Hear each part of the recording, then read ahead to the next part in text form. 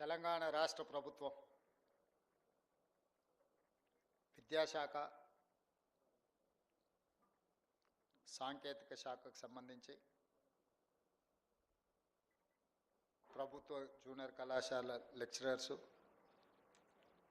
అదేవిధంగా polytechnic lecturers నియామకాల కార్యక్రమాన్ని రవీంద్ర భారతిలో ఏర్పాటు చేసి సహచార మంత్రివర్గ సభ్యులు మిత్రులు పొన్నం ప్రభాకర్ గారు, తెలంగాణ రాష్ట్ర ప్రభుత్వ ప్రత్యేక సలహాదారులు పెద్దలు కేశవరావు గారు, హైదరాబాద్ నగర మేయర్ గద్వాల విజయలక్ష్మి గారు, శాసనమండలి సభ్యులు బల్మూర్ వెంకట్ గారు, ఎంఐఎం శాసనమండలి సభ్యులు శాసనసభ్యులు శ్రీహరి గారు, చీఫ్ సెక్రటరీ గారు, ఉన్నత విద్యాశాఖ అధికారులు, ఈరోజు నూతనంగా ప్రభుత్వ ఉద్యోగాలలో ఇది ఉద్యోగం కాదు, ఇది ఒక భావోద్వేగము. ఈ భావోద్వేగానికి గత 12 సంవత్సరాల నుంచి ఎక్కడ శాశ్వత పరిష్కారం దొరకగా ఆందోళనలో ఉన్న 1532 మంది ఈరోజు బాధ్యతలకు రాబోతున్న మీకు అందరికి కూడా మనస్ఫూర్తిగా అభినందనలు తెలియజేస్తాను.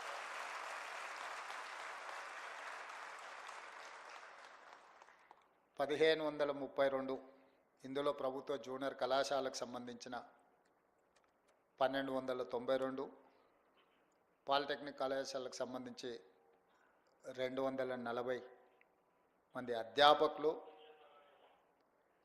తెలంగాణ యొక్క భవిష్యత్తును, తెలంగాణ విద్యార్థుల యొక్క భవిష్యత్తును, తెలంగాణ రాష్ట్ర పునర్నిర్మాణాన్ని వేగంగా బలిష్టంగా మిగతా రాష్ట్రాల కంటే ముందు బాగానే నిలబడి అభివృద్ధి పదం వైపు నడిపించడానికి మీరందరూ కంకణబద్ధులై ఈరోజు రవీంద్ర భారతిలో సమావేశమై ఒక దీక్ష, ఒక ప్రతిజ్ఞ తీసుకుంటున్నందుకు మనస్ఫూర్తిగా మిమ్మల్ని అందరినీ అభినందిస్తున్నా.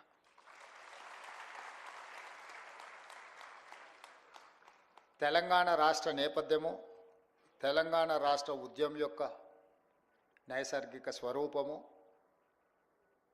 తెలంగాణ ప్రజల యొక్క ఆకాంక్ష నిరుద్యోగ సమస్య. ఈ నిరుద్యోగ సమస్యనే తెలంగాణ ఉద్యమాన్ని ఉవ్వెత్తున ఆకాశమంత ఎత్తుకు ఉద్యమాన్ని తీసుకెళ్ళి ప్రత్యేక తెలంగాణ రాష్ట్రాన్ని సాధించిన దాంట్లో మీరందరూ ముందు బాగాన నిలబడి క్రియాశీలకంగా తెలంగాణ రాష్ట్రాన్ని సాధించారు. వచ్చిన తెలంగాణ రాష్ట్రంలో ఆనాటి ప్రభుత్వం మొట్టమొదటి ప్రాధాన్య కింద ప్రభుత్వ ఉద్యోగాల ఖాళీలను భర్తీ చేయడం ద్వారా ఏ భావోద్వేగంతో తెలంగాణ ఉద్యమంలో మీరు భాగస్వాములైనరో పరిష్కారం చూపిస్తారని మీరు, తెలంగాణ సమాజము, 4 కోట్ల తెలంగాణ ప్రజలందరూ భావించారు. కానీ ఆనాటి ప్రభుత్వానికి ఉద్యమం పట్ల గౌరవం లేకనో, నిరుద్యోగుల పట్ల చిత్తశుద్ధి ప్రదర్శించకపోవడం వల్లనో ఈ సమస్యకు పరిష్కారం దొరకలేదు. ఎన్నికల కంటే ముందు తెలంగాణ రాష్ట్రంలో సమ్మక్క సారలమ్మ ఆశీర్వాదం తీసుకొని పాదయాత్ర మొదలుపెట్టినప్పుడు విద్యార్థి నిరుద్యోగ యువకులకు నేను ఒక పిలుపిచ్చిన, ఇక మీరు ఉద్యోగాలు అడగకండి, మీ ద్వారా ఉద్యోగాలు సాధించుకొని అధికారంలో కూర్చున్న వాళ్ళ ఉద్యోగాలు తీసేస్తే మీ ఉద్యోగాలు మీకు వస్తాయని ఆ రోజు నేను చెప్పడం జరిగింది.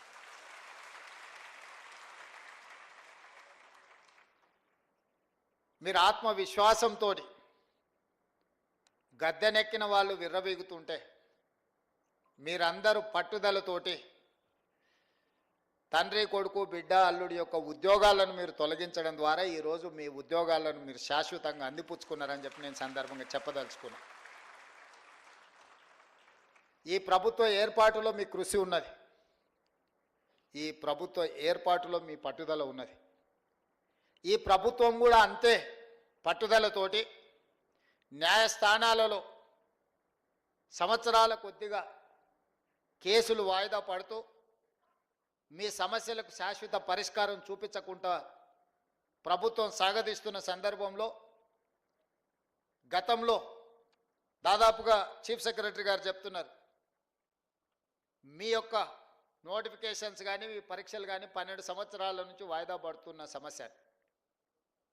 ఈరోజు ఇక్కడ ఉన్నవాళ్ళు 12 సంవత్సరాలు అంటే 22 ఏళ్ళకో 23 ఏళ్ళకో 24 ఏళ్ళ యుక్త వయసులో మీరందరూ పోటీ పరీక్షలు రాసి ఇందులో ఉద్యోగాన్ని సాధించి జీవితంలో స్థిరపడి మీ తల్లిదండ్రులను ఆదుకొని మీ కన్న తల్లిదండ్రులకే కాదు మీరు పెరిగిన ఊరికి ప్రాంతానికి మంచి పేరు ప్రతిష్ట తేవాలని మీరు ప్రయత్నం చేశారు. కానీ మీ యుక్త వయసు 12 సంవత్సరాలు ఏ పరిష్కారం చూపించకుండా కాలగర్భంలో కలిసిపోయిందంటే ఇది తీరని అన్యాయం తెలంగాణ జాతికి తెలంగాణ ప్రాంతానికే జరిగింది. అది మీ కుటుంబాలకు కాదని చెప్పి నేను సందర్భంగా చెప్తున్నా. 23-24 ఏళ్ళ వయసులో ప్రభుత్వ ఉద్యోగాలకు రావాల్సిన మీరు 35-36 ఏళ్ళ వయసులో వచ్చిరంటే 12 సంవత్సరాలు వృధాగా మీ కాలగర్భంలో కలిసిపోయింది అని అంటే ఒక మనిషి జీవితంలో ఎంత కోల్పోయినట్టో మీ ఉదాహరణనే తెలంగాణ సమాజం అర్థం చేసుకోవాలి. అందుకే బాధ్యత తీసుకున్న మరుక్షణం నుంచి ఇచ్చిన నోటిఫికేషన్లను, రాసిన పరీక్షలను, ప్రశ్నాపత్రాలను సంతలో సరుకులాగా అమ్ముతుంటే తెలంగాణ పబ్లిక్ సర్వీస్ కమిషన్ నుంచి వివిధ శాఖల యొక్క నియామకాలకు సంబంధించి ప్రత్యేకమైన సమీక్ష చేసి అధికారులను సమన్వయం చేసుకుంటూ న్యాయస్థానంలో ఉన్న చిక్కుముళ్లను విప్పుకుంటూ ఒక్కొక్క శాఖ నుంచి ప్రజలే సాక్షిగా ఏ ఎల్బీ స్టేడియంలో మేము బాధ్యత చేపట్టినమో, ఏ ఎల్బీ స్టేడియంలో మీరందరూ ఆశీర్వదించి మాకు ఒక ఉద్యోగ అవకాశాన్ని, ఉద్యోగ భద్రత కల్పించిండ్రో అదే ఎల్బీ స్టేడియంలో మా చీఫ్ సెక్రటరీ గారు వాళ్ళు అందించే వివరాల ప్రకారం దాదాపుగా 57,946 ఉద్యోగ నియామకాలు చేపట్టినమని గర్వంగా మీ ముందు నిలబడి నేను చెబుతున్నా. ఈరోజు మీరు అందరూ చదువుకున్న వాళ్ళు, లెక్చరర్స్ కాదు, పాలిటెక్నిక్ కావచ్చు లేకపోతే జూనియర్ కాలేజ్ కావచ్చు, దేశ చరిత్రలోనే ఏ రాష్ట్రంలో అయినా మొదటి సంవత్సరంలో 57,946 ప్రభుత్వ ఉద్యోగ ఖాళీల నియామకం చేపట్టిన రాష్ట్రం ఏదైనా ఉన్నదా? మీరు సమయం తీసుకొని మీరు మొత్తం వివరాలు సేకరించి మళ్ళీ తెలంగాణ సమాజానికి మీరు చెప్పండి. ఇది మా ప్రభుత్వం మీ అండతో సాధించిన విజయం. ఈ విజయం అసామాన్యమైనది. ఎందుకంటే ఇన్ని ఉద్యోగ నియామకాలను ఇవ్వడం ద్వారా తెలంగాణ ఉద్యమానికి పునాదులుగా ఉపయోగపడ్డ నిరుద్యోగ యువకుల యొక్క సమస్యను శాశ్వతంగా పరిష్కరించి ప్రభుత్వ ఉద్యోగ నియామకాలు అందించిన నాకు చాలా ఆత్మ సంతృప్తినిచ్చిన సందర్భం. ఒక కుటుంబంలో ఒక ఉద్యోగం వస్తే ఆ కుటుంబం యొక్క భవిష్యత్తే కాదు, వాళ్ళ భవిష్యత్ తరాల యొక్క భవిష్యత్తు కూడా తీర్చిదిద్దడానికి ఉపయోగపడుతుంది. ఈరోజు ప్రభుత్వ ఉద్యోగ నియామకాలలో మీరు అభివృద్ధి పదం వైపు నడిస్తే మీ భవిష్యత్ తరాలందరూ కూడా ఒక క్రమ పద్ధతిలో అభివృద్ధి జరగడానికి ఉపయోగపడుతుంది. మీ ఒక్కరికే పరిమితం అయ్యేది కాదు, మీకు, మీ ఊరికి, మీ కుటుంబానికి ప్రయోజనం చేకూర్చేది. ముఖ్యంగా విద్యాశాఖ, ప్రభుత్వ ఉద్యోగాలలో అన్నిటికంటే కీలకమైనది విద్యాశాఖ. అది సాంకేతిక విద్యనా లేకపోతే ప్రాథమిక విద్యనా ఉన్నత విద్యనా ఏది అనేది పక్కన పెడితే ఈ విద్యనే దేశ భవిష్యత్తు తరగతి గదుల్లో ఉన్నది అని పెద్దలు చెప్పిండ్రు. ఇవాళ ఈ దేశం యొక్క ఆర్థిక పురోగతి మన విద్యాశాఖలో ఉన్నది. ఈ విద్యాశాఖనే భవిష్యత్తు విద్యార్థుల యొక్క భవిష్యత్తును తీర్చిదిద్దవలసిన మీ సిబ్బంది ఈరోజు ఆ బాధ్యత తీసుకొని తెలంగాణ నిర్మాణంలో భాగస్వాములు కాబోతున్నారు. అలాంటి విద్యాశాఖలో ఇచ్చే ఉద్యోగము విద్యాశాఖకు కేటాయించే నిధులు ఖర్చు కాదు, అది భవిష్యత్ తరాల పెట్టుబడి. అందుకే తెలంగాణ రాష్ట్రంలో మొట్టమొదటిసారి 21,650 కోట్ల రూపాయలు విద్యాశాఖకు కేటాయించి విద్యకు మా ప్రభుత్వంలో ప్రాధాన్యత ఉన్నదని చెప్పి మేము ప్రయత్నం చేసినాం. 10 సంవత్సరాలు డిఎస్సి నోటిఫికేషన్లు ఇవ్వకపోవడం, ఇచ్చిన పరీక్షలు రాయకపోవడం, పరీక్షలు రాసిన ప్రశ్నాపత్రాలు జవాబు పత్రాలు జిరాక్స్ సెంటర్లలో అమ్ముతుంటే వాటన్నిటిని పక్కన పెట్టి టెట్ పరీక్షలు నిర్వహించడమే కాకుండా డిఎస్సి నోటిఫికేషన్ ఇచ్చి 55 రోజులలో మా అధికారులు పరీక్షలు నిర్వహించడం, ఫలితాలను ఇవ్వడము, నియామక పత్రాలను అందజేయడం కూడా 55 రోజుల్లోనే 11,000 పైచిలకు ఉపాధ్యాయులను నియమించిన చరిత్ర తెలంగాణ రాష్ట్రంలో మన ప్రభుత్వానిది, ప్రజాపాలనది. అదేవిధంగా 15-20 సంవత్సరాలు టీచర్ల ప్రమోషన్లు రాలే, 10 సంవత్సరాలు బదిలీలు జరగలే. దాదాపుగా 22,000 మంది టీచర్ల యొక్క ప్రమోషన్లు ఇవ్వడమే కాకుండా 36,000 మంది టీచర్ల యొక్క బదిలీలు చేసి విద్యా శాఖను ప్రక్షాళన చేసి ఈ ప్రభుత్వం మీకు అండగా నిలబడుతుంది అని చెప్పి మేము స్పష్టంగా ఆ నిర్ణయం తీసుకొని ముందుకు వచ్చినాం.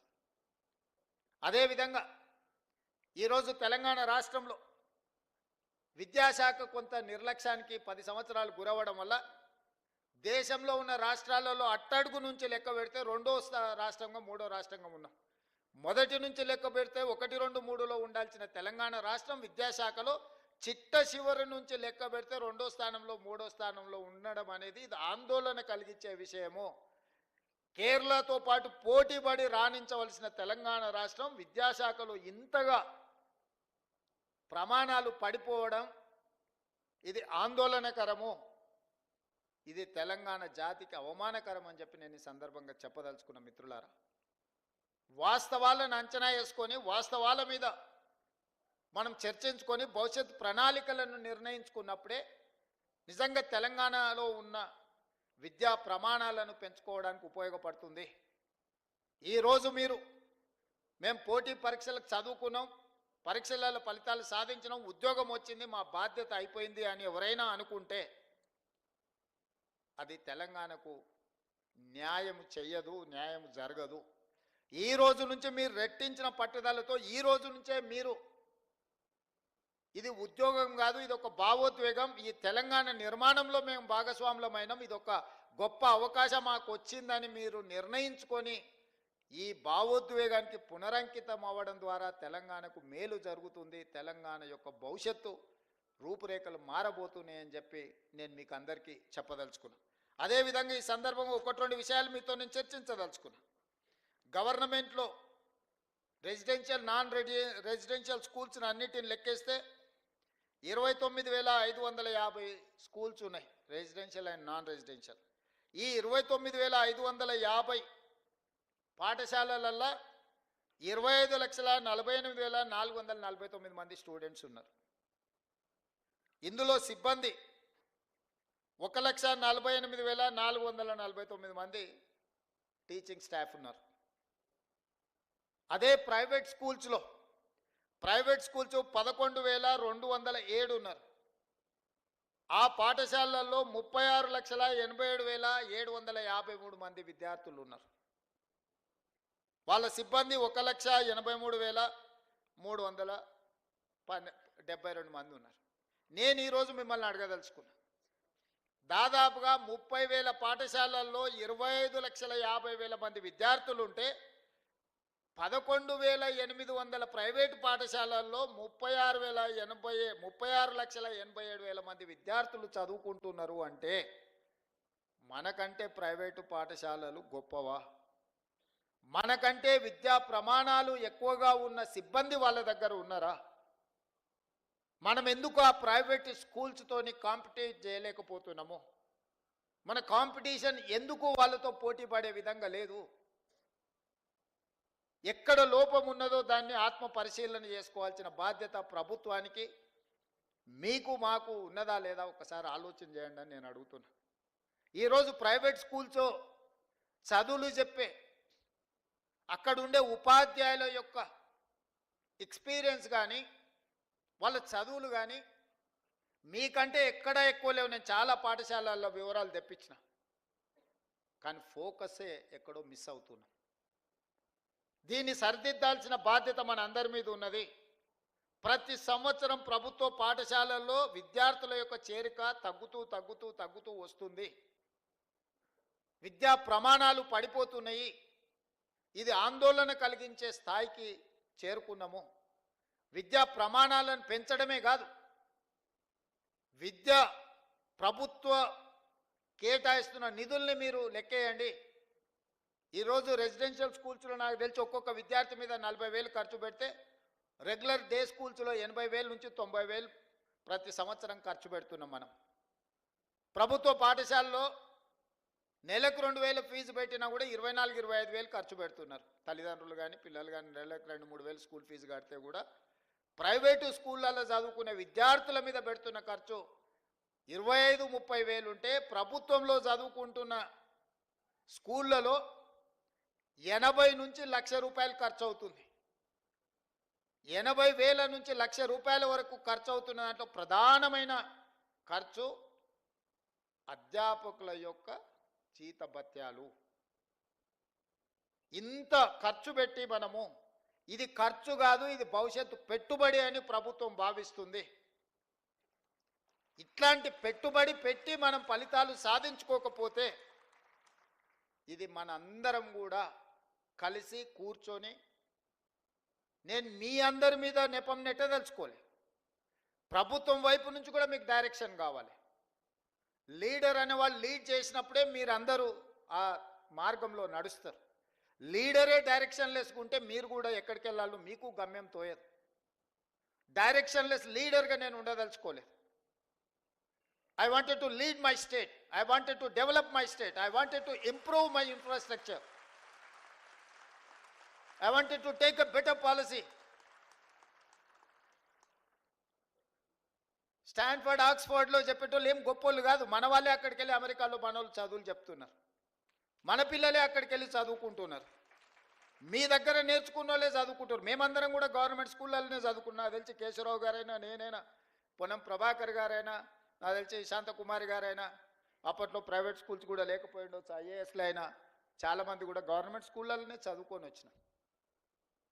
ఈరోజు ఈ రాష్ట్రాన్ని దేశాన్ని నడిపించే శక్తి ప్రభుత్వ పాఠశాలల్లో చదువుకున్న మాకున్నప్పుడు రేపటి భవిష్యత్ తరాలకు మనం ఎందుకు ఆ కాన్ఫిడెన్స్ ఇవ్వలేకపోతున్నాం? ఎందుకు తల్లిదండ్రులు మన స్కూళ్ళకు రాలేకపోతున్నారు?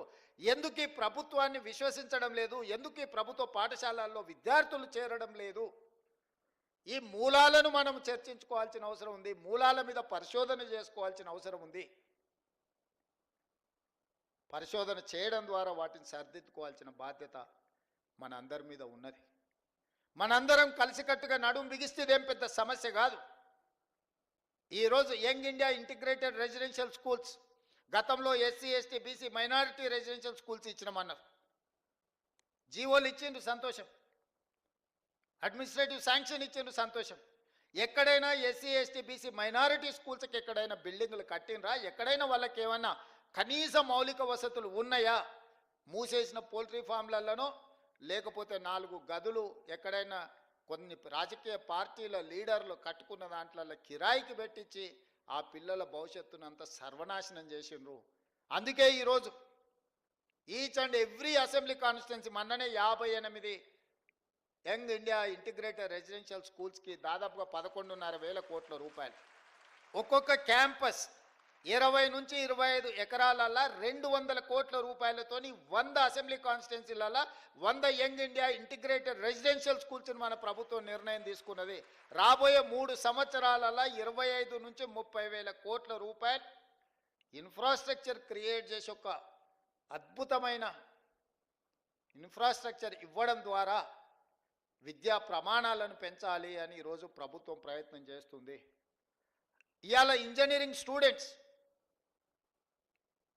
వెరీ అన్ఫార్చునేట్, ప్రతి సంవత్సరం 1,10,000 మంది ఇంజనీరింగ్ గ్రాడ్యుయేట్స్ తెలంగాణ రాష్ట్రం నుంచి పాస్ అవుతున్నారు. అందులో 10% కూడా ఉద్యోగాలు వస్తలేవు. దాదాపుగా 1,00,000 మంది ఇంజనీరింగ్ గ్రాడ్యుయేట్స్ ఉద్యోగాలు దొరకక ఊరికెళ్తే తల్లిదండ్రులకు భారం అవుతామని, నగరంలో చదువుకున్న చదువు కాబట్టి ఇతర ఉద్యోగాలు చేయలేక కుటుంబాలు క్షోభను అనుభవిస్తున్నాయి. చాలామంది నా దగ్గరకు వస్తారు, సార్ మా పిల్లవాడు ఇంజనీరింగ్ చదువుతున్నాడు, ఏదైనా ఉద్యోగం చూడు సార్, నువ్వు ముఖ్యమంత్రి కదా, నా కొడంగల్ నియోజకవర్గం నుంచి వస్తారు. ఏంద్రా అంటే నేను కంప్యూటర్ సైన్స్ చదువుకున్నా అంటాడు. దాంట్లో ఎవరి దగ్గర కన్నా ఉద్యోగానికి మావాడినంటే వాడు ఇంటర్వ్యూ పోతే బేసిక్స్ కూడా లేదు. ఇతర సాంప్రదాయకబద్ధమైన ఇంజనీరింగ్ చదవడం లేదు, సివిల్, మెకానికల్, ఎలక్ట్రికల్. ప్రతి వాళ్ళు కంప్యూటర్ సైన్స్ చదువుకోవాలి, అమెరికాకి వెళ్ళాలి, డాలర్లు సంపాదించాలి, కుటుంబాన్ని పోషించాలి అనే ఒక పట్టుదల లక్ష్యం బాగానే ఉంది. ఎంతమందికి కంప్యూటర్ సైన్స్లో ఉద్యోగాలు వస్తాయి? ఎంతమంది అమెరికాకు పోగలుగుతారు? ఎంతమంది నిజంగా అంత సాంకేతిక నైపుణ్యాన్ని సాధిస్తున్నారు? అందుకే ఈరోజు సర్టిఫికెట్ ఉండడం వేరు, సాంకేతిక నైపుణ్యం ఉండడం వేరు, ఉద్యోగ అవకాశాలను అందిపుచ్చుకోవడం వేరు. వీటన్నిటిని గమనించి యంగ్ ఇండియా స్కిల్స్ యూనివర్సిటీ అని ఈ దేశంలోనే మొట్టమొదటిసారి పబ్లిక్ ప్రైవేట్ పార్ట్నర్షిప్లో యంగ్ ఇండియా స్కిల్స్ యూనివర్సిటీని సాంకేతిక నైపుణ్యాన్ని పెంపొందించే విధంగా మల్టీనేషనల్ కంపెనీలు, లిజెండ్స్ ఇన్ కార్పొరేట్ సెక్టర్ వాళ్ళనే బోర్డ్ ఆఫ్ డైరెక్టర్స్గా తీసుకున్నాం.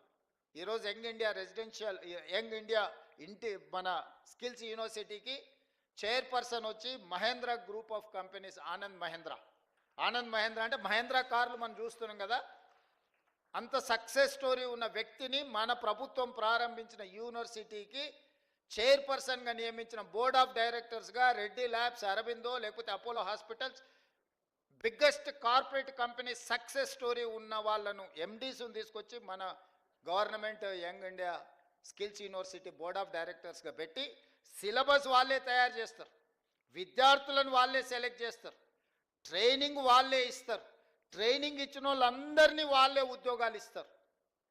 ప్రభుత్వం ఫెసిలిటేటర్గా మాత్రమే ఉంటుంది, ప్రభుత్వం పాత్ర లేదు. 60 ఎకరాలు ఇప్పుడు ఫ్యూచర్ సిటీలో ఇచ్చి దాదాపుగా వాళ్లకు ఈరోజు 20 లక్షల స్క్వేర్ ఫీట్లో యూనివర్సిటీ కట్టి 600 కోట్ల రూపాయల కార్పస్ ఫండ్, గవర్నమెంట్ పైసలు కాదు, కార్పొరేట్ కంపెనీల సిఎస్ఆర్ ఫండ్స్, కార్పస్ ఫండ్ అంటే ఆ యూనివర్సిటీ నడుపుకోవడానికి అవసరమైన నిధులను ఒక 600 కోట్ల రూపాయలు వాళ్ళ బ్యాంకులో పెట్టి ఆ విద్యార్థుల యొక్క భవిష్యత్తుకు ఆ నిధులు వాళ్ళు ఖర్చు పెట్టుకునే మొత్తం పవర్స్ అన్ని వాళ్ళకి ఇచ్చేసి ఈరోజు యంగ్ ఇండియా స్కిల్స్ యూనివర్సిటీని తెలంగాణ రాష్ట్రంలోనే దేశానికి ఆదర్శంగా ఉండే విధంగా ఈరోజు మనం నిర్ణయం తీసుకున్నాం. ఇవాళ చదువుకొని సర్టిఫికెట్ మనకు సరిపోదు. యువమిత్రులారా, నేను మీతో స్పష్టంగా చెప్పదలుచుకున్న, ప్రపంచంతో పోటీ పడాలి అంటే చదువుతో పాటు సాంకేతిక నైపుణ్యం ఉండాలి.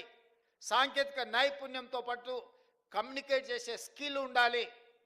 కొందరు చాలా తెలివితేటలు ఉంటారు, రాయగలుగుతారు, కానీ ఇంటర్వ్యూకి వెళ్తే మాట్లాడడానికి నోట్లోకి వెళ్ళి మాట వెళ్ళదు. ఎదురుగున్న వాళ్ళని చూడంగానే వీళ్ళకు చేతులు చల్లగా అయిపోతాయి. ఏం అడగాలి, ఏం అడుగుతాడో, ఏం చెప్పాలో. ఆ ఎదురుగా అడిగేటోనికంటే వీడికి తెలివి ఎక్కువ ఉంటుంది, కానీ వీడు చెప్పడానికి సమయంలో ఇది రాదు. ఇట్లాంటి వాటిని అన్నిటిని మనం ఓవర్కమ్ కావాల్సిన అవసరం ఉన్నది. ఈరోజు ప్రపంచం అంతా మన వైపు చూస్తుంది. మరి ఆ ప్రపంచంతో పోటీ పడే విధంగా తెలంగాణ రాష్ట్రాన్ని తీర్చిదిద్దుకోవాలి. ఇదే కాదు, మన ఒలింపిక్స్ చూసిరు, ఒక గోల్డ్ మెడల్ అని వచ్చిందా భారతదేశానికి? ప్రపంచంలోనే అత్యధిక జనాభా, 140 కోట్ల జనాభా ఉన్న దేశం భారతదేశం. యువ సంపద, ప్రపంచంలో మనం మేధావులం అంటున్నాం, ప్రపంచానికే మనము ఐటీని, ఫార్మాని మనమే సరఫరా చేస్తున్నాం అంటున్నాం. ఈ గొప్పలు బాగానే ఉన్నాయి, కానీ గోల్డ్ మెడల్ ఎక్కడుంది? గోల్డ్ మెడల్ ఎక్కడుందని నేను అడుగుతున్నా. ఎందుకు ఈ దేశం, ఎందుకు మన యువత, మనందరం ఎందుకు ఆలోచన చేయలేకపోతున్నాం? ఇది మన దేశం కాదా? మనకు బాధ్యత లేదా? మనం బంగారు పథకాలు సాధించొద్దా? అంటే లీడర్స్కి ఫోకస్ లేకపోవడం వల్ల, లీడర్స్ ఇన్ఫ్రాస్ట్రక్చర్ క్రియేట్ చేయకపోవడం వల్ల, లీడర్స్ ఈ స్పోర్ట్స్ని ప్రాధాన్యత కింద తీసుకోకపోవడం వల్ల ఈ దేశానికి అన్యాయం జరుగుతుంది. అందుకే యంగ్ ఇండియా స్పోర్ట్స్ యూనివర్సిటీని, యంగ్ ఇండియా స్పోర్ట్స్ అకాడమీని మనం ఈరోజు ప్రారంభించుకున్నాము. ప్రపంచ దిగ్గజాలైన కార్పొరేట్ కంపెనీలను తీసుకొచ్చి అందులో భాగస్వాములను చేసినాము.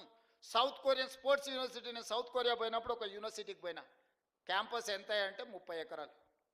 మన ఉస్మానియా యూనివర్సిటీ క్యాంపస్ కొన్ని 100 ఎకరాలు, కాకతీయ యూనివర్సిటీ క్యాంపస్ కొన్ని 100 ఎకరాలు, మన పాలమూరు యూనివర్సిటీ ఒక 300 ఎకరాలలో ఉన్నట్టుంది. 30 ఎకరాలు సౌత్ కొరియన్ స్పోర్ట్స్ యూనివర్సిటీకి నేను వెళ్తే ఒలింపిక్స్లో 32 పథకాలు వచ్చినాయి. 32లో 16 పథకాలు ఒక యూనివర్సిటీకి వచ్చినాయి. 16 పథకాలలో ఒక అమ్మాయిని నేను కలిసిన ఆర్చరీలో, ఆ అమ్మాయికి 3 గోల్డ్ మెడల్స్ వచ్చినాయి. ఒకే ఒక అమ్మాయి ఒలింపిక్స్లో 3 గోల్డ్ మెడల్స్ సంపాదించింది. I was surprise. ఒక అమ్మాయి 3 ఒలింపిక్స్లో గోల్డ్ మెడల్ సంపాదించిన అమ్మాయి ఆ యూనివర్సిటీ స్టూడెంట్ సాదాసీదాగా వచ్చి కలిసింది. ఒక అమ్మాయి చిన్న పాపులేషన్ ఉన్న సౌత్ కొరియాలో 3 గోల్డ్ మెడల్, 32 మెడల్స్ సాధిస్తే 140 కోట్ల జనాభా ఉన్న మనం ఒక్కటి కూడా సాధించలేదంటే మనం ఆత్మ పరిశీలన చేసుకోవాల్సిన అవసరం ఉందా లేదా ఆలోచించేయండి మిత్రులారా. అందుకే ఈరోజు చదువుతో పాటు క్రీడలకు కూడా ప్రాధాన్యత ఇవ్వాలని క్రికెట్లో వరల్డ్ కప్ సాధించిన సిరాజుద్దీన్ మన హైదరాబాద్ యువ క్రికెటర్ని, అతను చదువుకున్నది ఇంటర్మీడియటే. అతనికి ఉద్యోగాలు ఇవ్వాలంటే నిబంధన అడ్డం వచ్చింది. క్యాబినెట్లో పెట్టి నిబంధనను సవరించి గ్రూప్ 1 డిఎస్పీ జాబ్ సిరాజుద్దీన్కి ఇచ్చిన నేను. నిఖత్ జరీన్ బాక్సింగ్లో నిజామాబాద్ ఒక అత్యంత poorest of the poor minority family girl బాక్సింగ్లో రాణిస్తే ఆ అమ్మాయిని నిఖత్ జరీన్ 2 కోట్ల రూపాయల నగదు ఇవ్వడమే కాకుండా గ్రూప్ 1 జాబ్ డిఎస్పీ జాబ్ ఆ అమ్మాయికి ఇచ్చిన. దీప్తి అని పారా ఒలింపిక్స్లో కాంస్య పథకం సాధించింది వరంగల్ అమ్మాయి.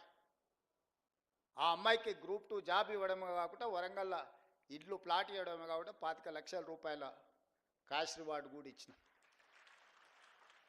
ఇవన్నీ కూడా నేను ఎందుకు మీతో పంచుకుంటున్నానంటే చదువుతో పాటు క్రీడలలో రాణించాలి. క్రీడలు దేశం యొక్క ప్రతిష్టను పెంపొందిస్తాయి. మొన్న నేను ప్రధానమంత్రి గారిని కలిసినప్పుడు 2036లో ఒలింపిక్స్ క్రీడల్ని ఈ దేశంలో నిర్వహించాలని మనోళ్ళు బిడ్డింగ్ చేస్తున్నారు. ఈ దేశంలో అత్యధికంగా క్రీడలకు సంబంధించిన వసతులు తెలంగాణ రాష్ట్రంలో హైదరాబాద్లో ఉన్నాయి. 20 ఏళ్ల కింద మనము నేషనల్ మిలిటరీ గేమ్స్ కండక్ట్ చేసినాం, ఏషియన్ గేమ్స్ కండక్ట్ చేసినాం. గొప్ప గొప్ప క్రీడల్ని మన హైదరాబాద్ నగరంలో మనం నిర్వహించినాం. కానీ 20 ఏళ్ళు అవి పెళ్ళిళ్ళకు, పేరంటాలకు, ఫంక్షన్ హాల్స్గా మారిపోయినాయి. ఇది నిజంగా బాధతోని కూడుకున్న విషయం. అందుకే నేను వస్తానే సింగిల్ ఆర్డర్ ఇచ్చిన, స్పోర్ట్స్కు తప్ప గేమ్స్కు తప్ప అవి ఎవరికి ఇవ్వద్దు. ఎవడున్నా ముఖ్యమంత్రి ఇంట్లో శుభకార్యం ఉన్నా అవి మాత్రం ఇవ్వడానికి వీల్లేదని ఒక ఆర్డర్ ఇచ్చి వాటిని అన్నిటినీ రివైవ్ చేసి రిపేర్స్ చేసి నేషనల్ ఫుట్బాల్ ఛాంపియన్షిప్ నుంచి రెగ్యులర్గా క్రీడల్ని అక్కడ నిర్వహించే కార్యక్రమాన్ని ఇచ్చిన. ఇవాళ అవన్నిటిని కూడా స్పోర్ట్స్ యూనివర్సిటీకి మనం ఈరోజు డెడికేట్ చేస్తున్నాం. రేపు భవిష్యత్తులో మీరందరూ, ఎందుకంటే మీ స్కూల్లో, మీ కాలేజీలో, మీ ప్రాంతంలో మట్టిలో మాణిక్యాలను వెలికి తీసి క్రీడాకారులను తయారు చేసే బాధ్యత మీ అందరి మీద ఉన్నది మిత్రులారా. మీరందరూ దృష్టిలో పెట్టుకోండి. చదువుకోవడం, ఉద్యోగం సాధించడమే కాదు, దేశ గౌరవ ప్రతిష్ట పెరగాలి అంటే కూడా ఇతర రంగాలలో మనం రాణించాలంటే మీరు గుర్తించాలి. విద్యార్థులలో ఉన్న నైపుణ్యాన్ని మీరే గుర్తించగలరు. తల్లిదండ్రుల కంటే ఎక్కువగా మీరు వాళ్ళతో మీతోనే ఎక్కువ సమయం ఉంటారు, మీరే గుర్తించగలుగుతారు. మీరందరూ ఆ దిశగా ఆలోచన చేయండి. ఆ దిశగా మనందరం ప్రయాణం చేద్దాం, మనందరం కలిసి పనిచేద్దాం. కొన్ని సమస్యలు ఉండొచ్చు, కానీ సమస్యల మీద చర్చించుకుంటూ సమస్యలు పరిష్కారం కాలేదు కాబట్టి ప్రభుత్వానికి సహకరించమని ప్రభుత్వ ఉద్యోగులు ఎవరన్నా అనుకుంటే ఇంకా మన పరిస్థితులు దిగజారిపోయి నెల జీతభత్యాలు ఇచ్చుకోలేని పరిస్థితికి పడిపోతాము. ఇవాళ ప్రభుత్వంలో ఉన్న వాళ్ళని అడగండి, డిసెంబరు 2023 కంటే ముందు ఎన్నడైనా 1వ తారీఖు నాడు జీతాలు వచ్చినాయా? తెలంగాణ రాష్ట్రం వచ్చిన తర్వాత జనవరి 2024 నుంచి ఈ రోజు వరకు ప్రతి నెల 1వ తారీఖు నాడు ప్రభుత్వ ఉద్యోగికి జీత భత్తాలు ఖాతాలో పడుతున్నాయా లేదా? మీరు ఒక్కసారి వాళ్ళు అడగండి. ఏ ప్రభుత్వం కోసం, ఏ ప్రజల కోసం మీరు నిరంతరం కష్టపడుతున్నారో 1వ తారీఖు నాడు మీకు జీత భత్యాలు ఇవ్వలేదంటే మీ యజమాని మీదనో మీ ప్రభుత్వం మీదనో మీకు ఎందుకు విశ్వాసం ఉంటుంది? ఎందుకు నమ్మకంగా పనిచేస్తారు? అందుకే ఈరోజు ప్రతి నెల 1వ తారీఖు నాడు నా ప్రభుత్వ ఉద్యోగులకు జీత భత్యాలు ఇచ్చే ప్రయత్నం నేను చేస్తున్నా. ఇప్పటివరకు ఒక్క రోజు కూడా తప్పకుండా ఈ నెల చాలా ఇబ్బంది వస్తే రిజర్వ్ బ్యాంకులో ప్రత్యేకంగా తలకాయ తాకట్టు పెట్టి 4,000 కోట్ల రూపాయలు తీసుకొచ్చి 1వ తారీఖు నాడు ప్రభుత్వ ఉద్యోగస్తులకు జీత భత్యాలు ఇచ్చిన. సరే, కరువు భత్యము, డిఏలు, కొన్ని విషయాలు మీరు అంటున్నారు. నేను ఒకటే మా ప్రభుత్వ ఉద్యోగ మిత్రులకు విజ్ఞప్తి చేస్తున్నాను. ఈ ప్రభుత్వం మీది, నేను కస్టోడియన్ను మాత్రమే. నేను మీ అందరి తరఫున సమన్వయం చేసేవాడిని. నాకంటూ ప్రత్యేకంగా కిరీటం ఏం లేదు. నాకేదో పెద్ద స్ట్రేచర్ ఉందని కొంతమంది మా స్ట్రేచర్ పెద్దదని. ఇంతకుముందే మా ఎమ్మెల్యేలు చెప్పేసిన స్ట్రేచర్ నేను స్ట్రెచర్ మీద కొండి, స్ట్రెచర్ మీద నుంచి మార్చరికి పోతాడు రేపు పొద్దుగాల. స్ట్రేచర్ అనేది పొజిషన్కు ఉంటుంది, ఇండివిజువల్కి ఉండదు. ఇండివిజువల్ పర్సన్స్కో, ఇండివిజువల్ కాస్ట్కో స్ట్రేచర్ ఉండదు. ఎమ్మెల్యేకి స్ట్రేచర్ ఉంటుంది, ప్రభుత్వ ఉద్యోగికి స్ట్రేచర్ ఉంటుంది, ఎమ్మెల్యేకి స్ట్రేచర్ ఉంటుంది, ఎంపీకి స్ట్రేచర్ ఉంటుంది, ఎమ్మెల్సీకి స్ట్రేచర్ ఉంటుంది, మంత్రికి స్ట్రేచర్ ఉంటుంది, ముఖ్యమంత్రికి ఉంటుంది, గవర్నర్కి ఉంటుంది, ప్రధానమంత్రికి ఉంటుంది, రాష్ట్రపతికి ఉంటుంది, ఆ కుర్చీకి స్ట్రేచర్ ఉంటుంది. మీకు మీరు మాకు స్ట్రేచర్ ఉందని అనుకుంటే ఆ స్ట్రేచర్ ఉందని విర్రవీగితే స్ట్రెచర్ మీదకి పంపించరు. ఇట్లే చేస్తే ఆ తర్వాత మార్చరికి పోతారు. అది కూడా గుర్తుపెట్టుకోవాలి. అందుకే ఈరోజు మా ప్రభుత్వ ఉద్యోగ మిత్రులకు నేను విజ్ఞప్తి చేస్తున్నా. పైసా పైసా లెక్క మొత్తం మీకు అప్పచెప్తా. ఏది ఎట్లా వంచాలనో మీరే చెప్పురి. ఇక నా దగ్గర ఏం లేదు, అనా పైసా నా అన్ని జేబులలో తీసి మీ ముందర పెడతా, టేబుల్ మీద పెడతా. ఒక్క పైసా కూడా నా జేబులో పెట్టుకొని నా నెల జీతం కూడా మీకే ఇస్తా. ఎట్లా వంచుదామో చెప్పురి. సింపుల్ లెక్క చెప్తా నేను. ప్రతి నెల రాష్ట్ర ప్రభుత్వానికి 18,000 నుంచి 18,500 కోట్ల రూపాయల ఆదాయం ఉంది. ప్రతి నెల రాష్ట్ర ప్రభుత్వానికి 18,000 నుంచి 18,500 కోట్ల రూపాయల ఆదాయం ఉంది. ఓ నెల 200 ఎక్కువ, 200 తక్కువ, ఇది ప్రతి నెల ఆదాయం. 6,500 కోట్ల రూపాయలు ప్రభుత్వ ఉద్యోగస్తుల జీతభత్యాలు, పెన్షన్లు, అవుట్సోర్సింగ్, కాంట్రాక్ట్ ఏదన్నా అనుకోండి, మీకు ప్రతి నెల జీతభత్యాలు ఇవ్వడానికి 6,500 కోట్లు పోతున్నాయి.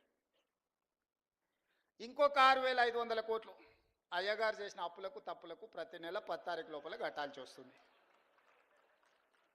7 లక్షల కోట్ల అప్పులు చేసిండు, కాళేశ్వరం లాంటి తప్పులు చేసిండు.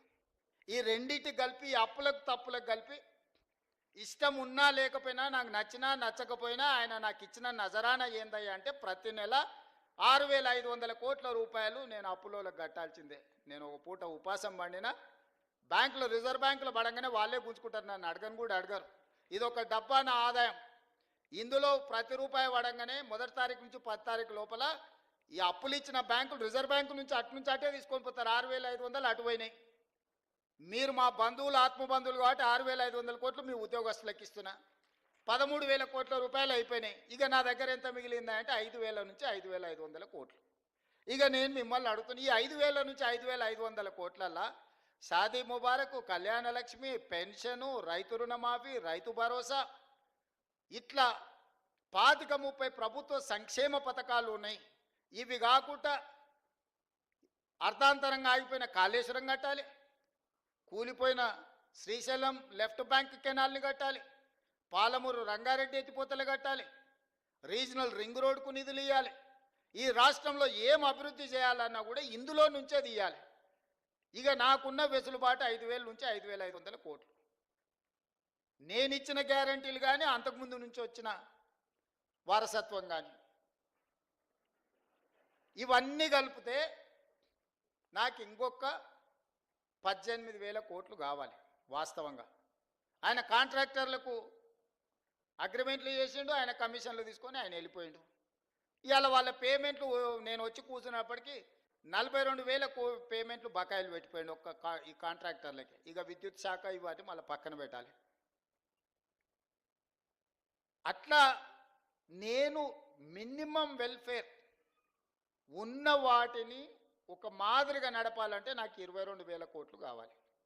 22,000 కోట్లు నాకు వస్తే ఇప్పుడున్న కమిట్మెంట్స్ ఏదైతే వెల్ఫేర్లో ఇప్పుడు నేను చెప్పిన రైతు భరోసా కావచ్చు, లేకపోతే ఆర్టీసీ బస్సు కావచ్చు, లేకపోతే ఉచిత కరెంటు కావచ్చు, ఇంటికి సిలిండర్ కావచ్చు, రాజీవ్ ఆరోగ్యశ్రీ, ఇట్లా ఇవన్నీ కలిపితే 22,000 కావాలి. 22,000 అంటే 13,000 ఇవి తీసేస్తే 9,000 కోట్లు ఉంటే నేను ఇవన్నీ సమన్వయం చేయగలుగుతా 15 తారీఖు లోపల. ఇంకొక 8,000 కోట్లు ఉంటే ఈయన కాంట్రాక్టర్లకు పెట్టిపోయిన అప్పులకు బిల్లులు కట్టాలి. ఆ బిల్లులు పక్కన పెట్టినా కూడా 9,000 కావాలి. 9,000కు నాకు 5,500 ఉన్నాయి. అందుకే ఓ నెల ఆశా వర్కర్లకు పెండింగ్ పెడితే, ఓ రోజు అంగన్వాడీ వర్కర్లకు పెండింగ్ పెడితే, ఓ రోజు షాదీ ముబారక్ పెండింగ్ పెడితే, ఓ రోజు కళ్యాణ లక్ష్మి పెండింగ్ పెడితే, అంటే ఓ నెల పాల పైసలు ఇచ్చి ఇంటికి రాయపి, ఓ నెల ఇంటికి రాయి ఇచ్చేసి పిల్లల ఫీజులు బకాయిలు పెట్టి, పిల్లల ఫీజులు ఒక నెల కట్టి, ఇట్లా రొటేషన్ చేసే పనే జరుగుతుంది. ఇవన్నీ నేను చెప్తా, రాష్ట్రం దివాలా తీసిందని బయటికి చెప్తావా నువ్వు అంటాడు. ఊపర్ శర్వాని అందరు పరిశాని. ఎన్ని రోజులు కప్పిపుచ్చుకోవాలి? క్యాన్సర్ ముదిరిపోతుంటే నేను బాగున్నా, కండలు తిరిగినాయి, నాకు 6 ప్యాక్ ఉందని ఎన్ని రోజులు అబద్ధం చెప్పాలి నేను? మీరు చెప్పండి. ఈ రాష్ట్రానికి ఆర్థికంగా ఆయన గారు క్యాన్సర్ ఇచ్చిపోయిండు, ఆ క్యాన్సర్ నుంచి నేను కోలుకొని దాన్ని ఏదో రకంగా ఆరోగ్యం సాధించి దీన్ని ముందుకు తీసుకెళ్లాలనే ప్రయత్నం చేస్తుంటే నువ్వేం చేయలేదు, నువ్వు దిగిపో అంటాడు. అరే మీరు అందరు 5 ఏళ్ల కోసం కదా ఎక్కించింది, నా పేరు మీదనే మీ దగ్గరకు వచ్చి దండం పెడితే రాహుల్ గాంధీ గారు వచ్చి అరే గీననే మా ఓడి నన్ను చూసి ఓటేరి, నన్ను కూడా చూసి ఓటేరి అని 10 నెలలకే దిగిపో అంటాడేంది, 10 ఏళ్ళు కుర్చీలో కూర్చున్నాయన. ఇప్పుడు మీరు ప్రభుత్వ ఉద్యోగులు, ఇవాళ మీకు నియామక పత్రం ఇస్తున్నాం, వచ్చే సంవత్సరం మీరు రిటైర్ అయిపోయి మీరు దిగిపోందంటే మీరు ఊరుకుంటారా మిత్రులారా? మీకు ఒక నిబంధన ప్రకారమే మిమ్మల్ని నియామకం చేపడుతున్నాం కదా, ఇవాళ మీకు నియామక పత్రాలు అందిస్తున్నట్టు ఒక నియమ నిబంధనల ప్రకారమే కదా. మరి ఒక 5 ఏళ్ల కోసం మీరు ఆశీర్వదించి 65 సీట్లు ఇచ్చి సార్ నువ్వు నడుపు మేము ఉంటాము, ఏంది కష్టం నష్టం వస్తే మేము అండగంలో పడితే ఓ పూట వెనక ముందైనా కలిసి అవసరమైతే అందరం కలిసి ఓ పూట ఉపాసం బండి అయినా మంచి చేద్దామని మీరు అందరు సహకరిస్తుంటే వాళ్ళ బాధ ఏంది, వాళ్ళ దుఃఖమేంది? ఎప్పుడైనా చూసిర్రా వాళ్ళ అసహనం, వాళ్ళ కోపం? ఏం గుంజుకున్నా వాళ్ళది? నేను ఏం ఫామ్ హౌస్ గుంజుకున్నానా? ఈ కుర్చీ కూడా మీరు గుంజుకొని నాకు ఇచ్చారు, నేనేం గుంజుకోలేదే. మీరు అందరు కలిసి ఇక లాభం లేదా, నువ్వు దిగు, ఇక నువ్వు ఉన్నా ఒకటే లేకున్నా ఒకటే, పోతేంత ఉంతేంత అని చెప్పి దించి మీరు అప్పచెప్తారు. నేను పని చేయనియాలి కదా నన్ను. ఇప్పుడు నన్ను పని చేయనిస్తేనే కదా ఇవాళ వీడికి వచ్చి మీ ముందు నిలబడి మీ నియామక పత్రాలు ఇవ్వగలిగిన కదా. ఆయన 12 ఏళ్లలో చేసినట్టే నేనెందుకు చేయడానికి అవకాశం వస్తుండే? ఆయన పాలమూరు రంగారెడ్డి ఎత్తిపోతలు పూర్తి చేసి ఇవాళ నేను కొట్లాడాల్సిన అవసరం ఎందుకుంది? ఎస్ఎల్బిసి 2005-6లో మొదలుపెట్టింది, 2026 వచ్చినా పూర్తి చేయనందుకే కదా నేను మనం మొదలు పెడితే ప్రమాదం జరిగి 8 మంది ప్రాణాలు కోల్పోయినరు. భీమా, నెట్టంపాడు, కోయిల్ సాగర్ ఏదైనా, ఆనాడు మేము కట్టిన శ్రీశైలం, నాగార్జున సాగర్, శ్రీరామ్ సాగర్ ఏ ప్రాజెక్ట్ అయినా చూడండి, 60 ఏళ్ళు 70 ఏళ్ళ నుంచి నిటారుగా నిలబడి ఎన్నో తుఫాన్లకు ఎన్నో భూకంపాలకు తట్టుకొని నిలబడ్డ ప్రాజెక్టులు మేము కడితే, ఆయన గారు 1,00,000 కోట్లు పెట్టి కాళేశ్వరం కడితే కట్టుడు కూలుడు 2 అయిపోయినాయి. పనిమంతుడు పందిరేస్తానంట, కుక్కతో ఒక తలిగి కూలిపోయిందంట. దానికి మేము కాళేశ్వరం కట్టినాం, మేము కాళేశ్వరం కట్టాం. అది కాళేశ్వరం కాదురా నాయన, కూలేశ్వరం ఎప్పుడో కూలిపోయింది. ఆయన ఏ మాత్రం సిగ్గుపడకుండా అబద్ధాలు, మొత్తం ఫ్యామిలీ ఫ్యామిలీ ఫ్యామిలీ ప్యాకేజ్లో అబద్ధాలు మాట్లాడతారు. ఒక్కడనే ఏమన్నా చక్కగా మాట్లాడతాడు అంటే మీరు చూడరు. సరే ఇవన్నీ నేను చూసుకుంటా, పిల్లల భవిష్యత్తు మీరు చూసుకోరు. నా కోరిక ఒక్కటే, రేపటి నాయకత్వాన్ని ఇవ్వాల్సింది మీరే. ఆనాడు మాకు చదువులు చెప్పిన సార్లు మాకు చదువు నేర్పిండ్రు కాబట్టే ఈరోజు ఈ రాష్ట్రానికి మేము నాయకత్వాన్ని ఇవ్వగలిగినాం. మేము ప్రభుత్వ పాఠశాలల్లో చదువుకొని వచ్చినాం, గ్రామీణ ప్రాంతం నుంచి వచ్చినాం, పల్లెటూరు నుంచి వచ్చిన వాళ్ళు. మేమేం ఆకాశం నుంచి ఊడిపడలే, అమెరికాలో చదువుకోలే, ఇక్కడనే చదువుకున్నాం, ఇక్కడ గవర్నమెంట్ స్కూళ్ళనే చదువుకున్నాం. కానీ ఈరోజు ఓ బాధ్యత నెరవేరుస్తున్నాం, దీంట్లో ముందుకు వెళ్తాం. ఇందులో ఇట్లాంటి ఒడిదుడుకులు వచ్చినప్పుడు మేము ఎదుర్కొంటాం, అవసరమైనప్పుడు మీరు సహకారం అందిద్దురు. రేపటి భవిష్యత్ తరాలను నిర్మించడానికి మీ సహకారం అవసరం మిత్రులారా. కొన్నిసార్లు ఏదైనా అటు ఇటు పూట వెనక ముందు ఆలస్యమని, ఇది మన కుటుంబము.